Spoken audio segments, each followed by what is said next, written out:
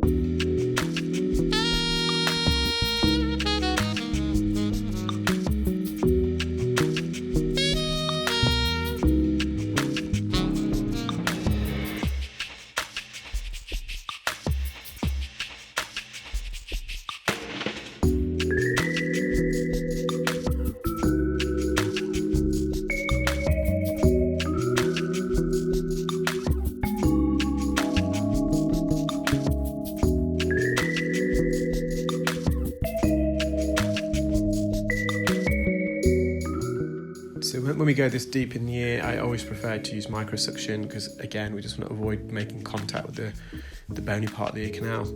Forceps, there wasn't really much for me to grab onto.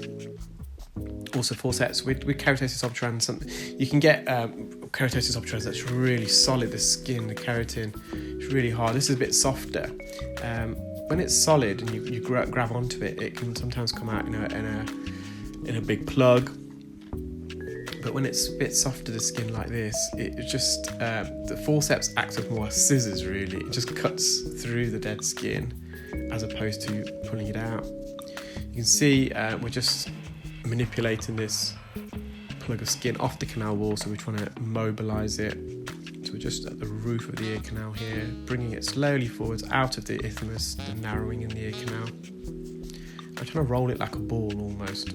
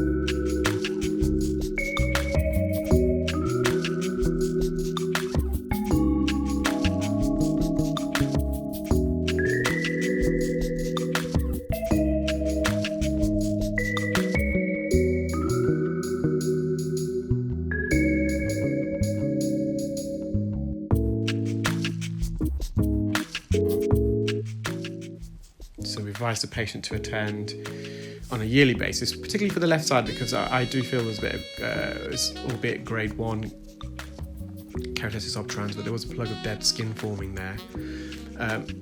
The right side, I would say yes, there's a higher degree of wax, but there was also a bit of keratin in there.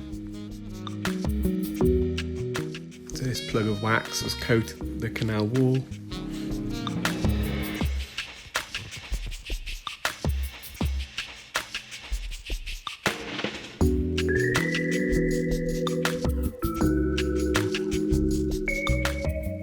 That's the patient's eardrum. So if you focus on the eardrum, it's a lot more inflamed, a lot more red than the patient's left eardrum. So that's the fluid, the effusion, the glue causing that. So there is acute otitis media with effusion on this side. And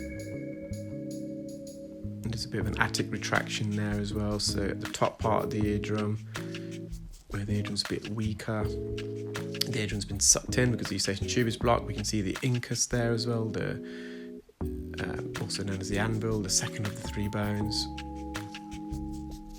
Stunning view of the eardrum. You can actually see a few bubbles to the left, so that's the effusion. That's all the wax that we collected. It just looks like stones, doesn't it, if you look at that? And that's on the scales. We've collected it all up, and in a minute you'll see the weight. So it's just under 1.4 grams. So take care, guys. I hope you enjoyed that. I'll speak to you soon.